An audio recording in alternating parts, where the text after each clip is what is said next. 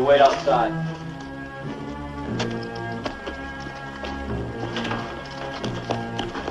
Hey, mister, can I hold your horse? Go on, get away from here.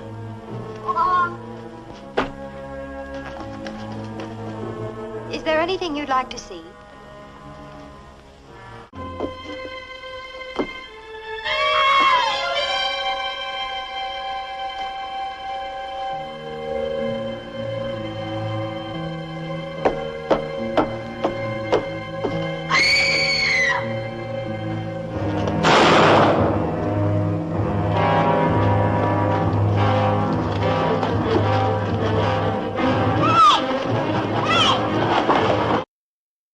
Salut à tous et bienvenue sur The Chakalak Cinéma.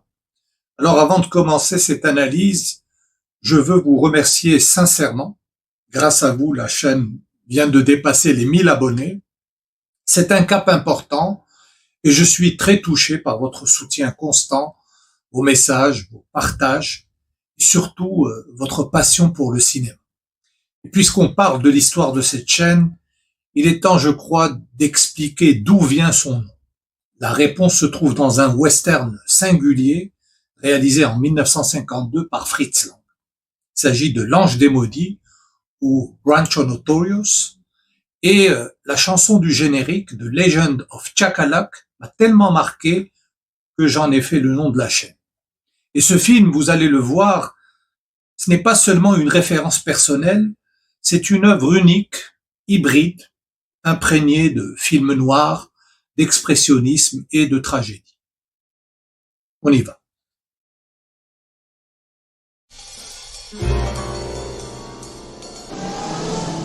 Ici 45-17, bien reçu, terminé. Vas-y, allez, fais-moi plaisir.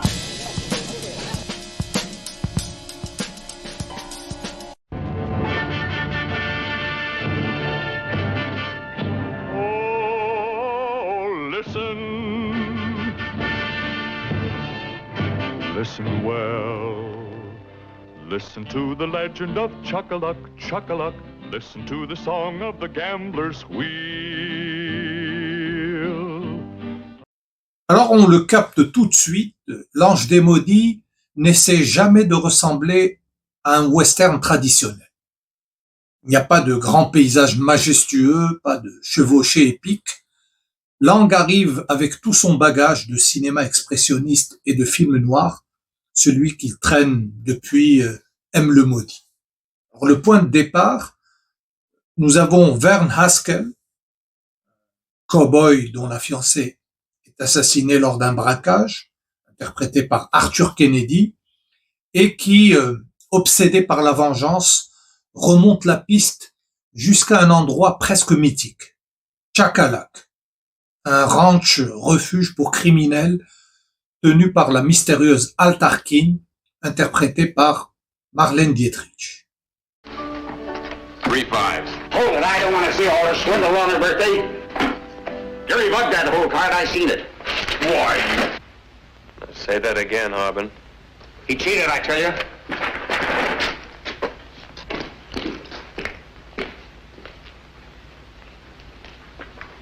Of course I knew he cheated. That's why I stole his watch. I traded for the pot. Ce qui frappe immédiatement, c'est la manière dont Lang utilise les flashbacks. Pour lui, un flashback, ce n'est pas « je raconte ce qui s'est passé avant », c'est pratiquement le passé qui force la porte du présent. Chaque retour en arrière fonctionne comme une intrusion, un rappel que Vern est prisonnier de son trauma. Le passé ne disparaît pas, il revient, il insiste, il contamine tout. Mais dans ce film, les flashbacks servent surtout à construire le personnage d'Al Tarkin. Plusieurs témoins racontent chacun leur Altar et c'est presque un puzzle que le spectateur assemble. Ça crée une figure féminine complexe, entourée de fantasmes, de souvenirs déformés, typiquement languiens. Les transitions en fondu, en surimpression, donnent au film une ambiance flottante, presque rêveuse. On se croirait parfois davantage dans un cauchemar ou dans un rêve que dans un western. Et là, on arrive au choix le plus audacieux du film. Tout est tourné en studio. À une époque où John Ford nous offre Monument Valley en cinémascope, Lang, lui, décide de complètement s'enfermer. Mais bien sûr, c'est volontaire. Ce n'est pas le manque de budget, c'est une décision artistique. Les décors sont assumés comme artificiels, des ciels peints, des rochers qui ont l'air de théâtre, une profondeur de champ qui n'existe pratiquement pas. Et c'est précisément ce qui crée l'atmosphère si particulière du film. L'Ouest de Lang n'est pas un espace naturel. Il est mental, psychologique. On n'est pas dans des territoires physiques, on est dans la tête des personnages, dans leurs obsessions, dans leur fatalité. Chakalak devient un purgatoire où tout le monde est coincé, incapable d'en sortir autrement que par la mort. On sent l'héritage du cinéma allemand des années 20, les ombres, les angles, les lumières coupantes. C'est du western expressionniste, rien que ça. Parlons maintenant du casting parce qu'il est essentiel. Marlène Dietrich d'abord. Elle a 50 ans quand elle tourne le film et elle irradie l'écran.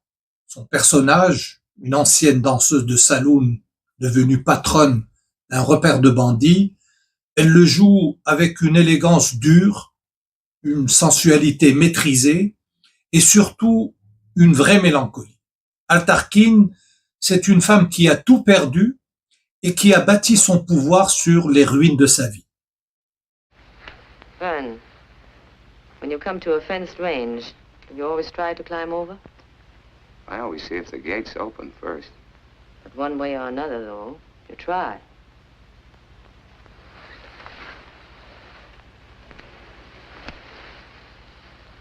That was for trying. That was for trying too hard.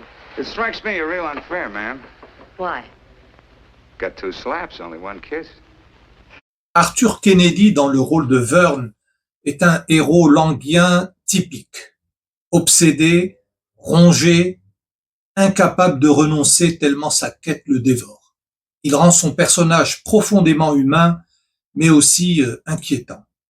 Mel Ferrer, en contrepoint, apporte un romantisme presque naïf. Son Frenchie est amoureux, loyal, impulsif, et sa relation avec Altar donne toute la dimension tragique du film. Ce trio crée une dynamique pleine de tension, de jalousie et de non-dit, loin du classique triangle amoureux. On est plutôt dans la passion sombre et la fatalité.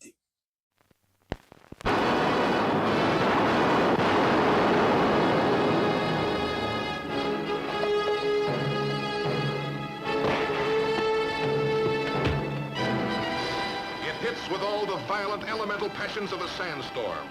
This story of a woman who lived and loved too hard and wanted too much, willing to fight any odds to get it. Down there I sell whiskey and cards. All you can buy up these stairs is a bullet in the head. Impossible de parler de l'Ange des Maudits sans évoquer Johnny Guitar de Nicholas Ray, sorti 2 ans plus tard, en 1954. Les ressemblances entre ces deux films sont troublantes.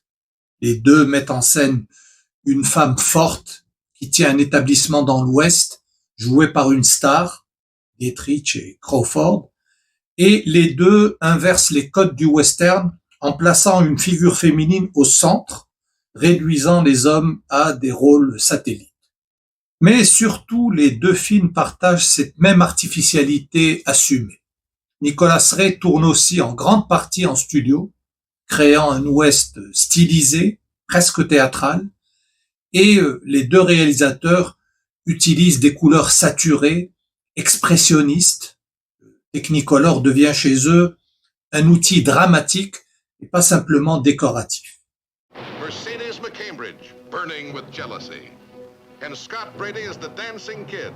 All my life, all I ever had to do was touch a woman. She melts like butter. How many men have you forgotten? As many women as you remember. What took you so long? No two men have ever loved so dangerously. Look at him. Fingers just itching on the trigger. I can't wait to shoot me. Altar et Vienna, les deux héroïnes, sont des femmes du passé qui tentent de se construire un refuge dans un monde hostile. Toutes les deux voient ressurgir un ancien amant, Frenchy et Johnny, ce qui crée des tensions avec de nouveaux prétendants. Mais là où Johnny Guitar verse parfois dans le baroque excessif, L'Ange des Maudits garde une noirceur plus âpre, plus pessimiste. Ces deux films témoignent d'une même volonté de déconstruire le western, d'y injecter les codes du mélodrame et du film noir. Ils prouvent que le western peut être autre chose qu'un genre d'action dans les grands espaces. Il peut devenir un terrain d'exploration psychologique et formelle. Daringly dramatic, thrillingly exciting. In gorgeous true color by Consolidated. Get it over with, Pete. What do you say, Mr. McIvers? Maybe we ought to what? Nothing. All right. I can't. Not a woman. I'll give $100.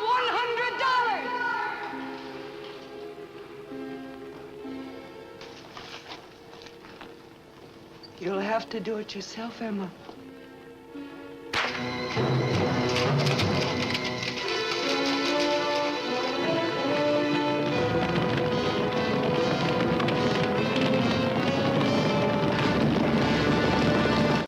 Au fond, L'Ange des Maudits porte toute la marque du cinéma de Lang.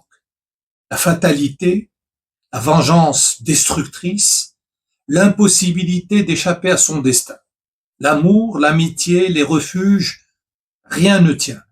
Tout se fissure, tout s'écroule. Chakalak, ce ranch où l'on se cache du monde, devient finalement un piège où chacun est condamné à affronter ses propres démons. On croit fuir, mais on tourne en rond. On croit trouver un abri, mais on signe sa perte.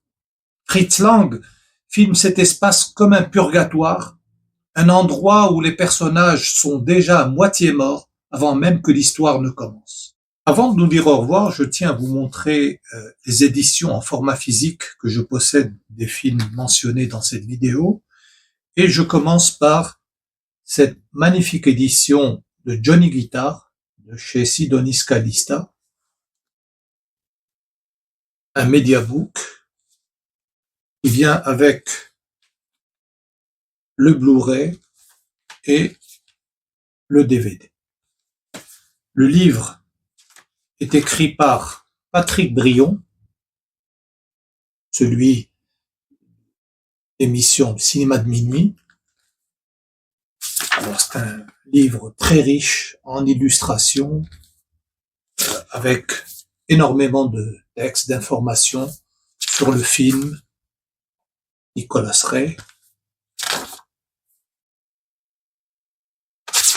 Alors, La République Picture et Herbert G. Yates, que voici. Un chapitre sur le scénario.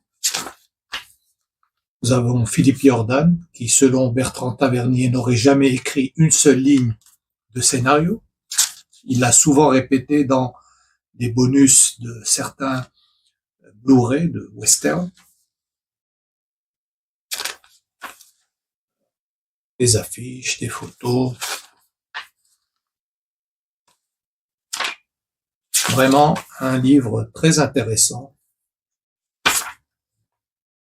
sur la genèse de Johnny Guitar. Un film vraiment mythique, comme l'est le mythique John Carradine que l'on voit ici. Johnny Guitar. Ensuite, le Blu-ray de L'Ange des Maudits, dans cette édition espagnole, Encubridora, qui vient avec une version française aussi, et le disque Blu-ray sérigraphié.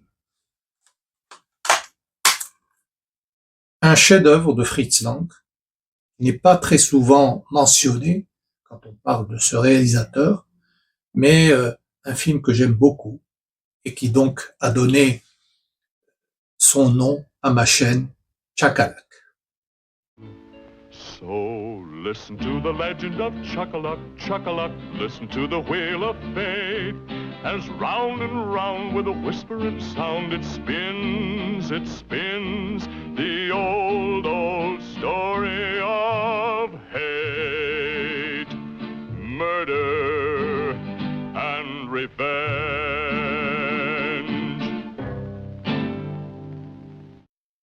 Voilà, vous comprenez maintenant pourquoi ce film compte autant pour moi. Et avant de conclure, je tiens encore une fois à vous remercier pour avoir permis à la chaîne de dépasser les 1000 abonnés. C'est grâce à vous que ce projet continue de grandir et je suis vraiment reconnaissant de pouvoir partager cette passion avec autant de cinéphiles. Si vous n'avez jamais vu L'Ange des Maudits, je vous encourage à le découvrir. Et si vous le connaissez déjà, j'espère que cette analyse vous donnera envie de le revoir autrement. N'hésitez pas à partager vos impressions en commentaire ou à me recommander d'autres westerns à part. Laissez-moi un bon like si vous avez apprécié la vidéo. Merci encore pour votre soutien et bienvenue à Chakalak Cinéma. Salut!